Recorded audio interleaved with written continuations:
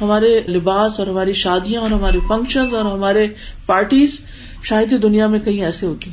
Even ہمارے neighbouring countries جو ہیں وہاں پر بھی اتنی سادگی ہے لباس میں اور باقی چیزوں. ٹھیک ہے وہ ٹی وی پہ جو فلمیں وغیرہ نظر آتی ہیں وہ ایک مخصوص طبقہ ہے جو اس طرح پورٹریٹ کر رہا ہے, لیکن پریکٹیکل لائف میں ایسا نہیں ہے.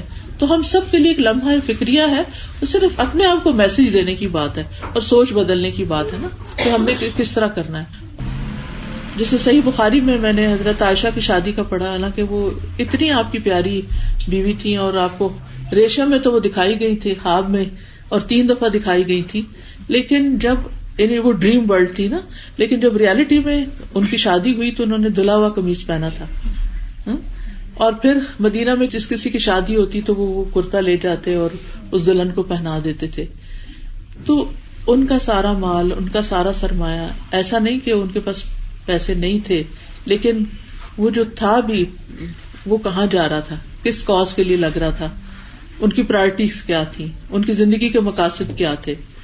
جو بھی انسان کا ایک مقصد ہوتا اس کے لیے جب تک ایک برننگ ڈیزائر نہیں ہوتی انسان کے اندر اور اس کا سب کچھ اس کے گرد فوکس نہیں ہوتا, تو پھر دوسری چیزیں آ کے اس میں سے اپنا حصہ لے جاتی ہیں. ٹھیک ہے, اگر میں نہیں کہتی کہ دھلا ہوا قمیص ہی پہنے, جو اللہ تعالیٰ دے اس میں سے, لیکن جس طریقے سے ہم لباس کے اوپر اسراف کر رہے ہیں میں سمجھتی ہوں شاید دنیا کے کسی اور حصے میں اس طرح نہ ہو رہا ہو. یعنی جتنے بھی ترقی یافتہ قومیں ہیں, اگر آپ ان کے لباس دیکھیں, بڑے سے بڑے لوگوں کا لباس بالکل سمپل, پتہ ہی نہیں چلتا کسی کے لباس سے کہ کوئی کہاں ہے. پچھلے دنوں میں کچھ عرصہ پہلے چائنا گئی تھی, تو میرے ساتھ چائنیز لڑکی تھی, وہ جیسے ٹرینز پر اکثر ہم نے سفر کیا ہے تو لوگوں کی ایک بھیڑ ہوتی تھی, ایسا لگتا ہے جیسے ہمارے ملک میں جلوس نکلتا نا, تو چائنیز اس طرح مختلف جگہوں پر نظر آتے ہیں, سڑکوں پر اور اسٹیشن وغیرہ پر. تو مجھے وہ اکثر کہتی تھی کہ اس میں سے مجھے پہچان کے دو, کوئی بلینئر تمہیں نظر آ رہا ہو, کوئی ملینئر نظر آ رہا ہو. تو میں ایسے غور کرتی کہ کوئی ہے فرق, تو میں کہتی نہیں کچھ مجھے تو سمجھ نہیں آ رہی. کہتی اس میں بہت سے لوگ ایسے ہیں کہ جو بہت مالدار ہیں, لیکن اس کے باوجود چونکہ پریکٹیکل لائف گزارتے ہیں.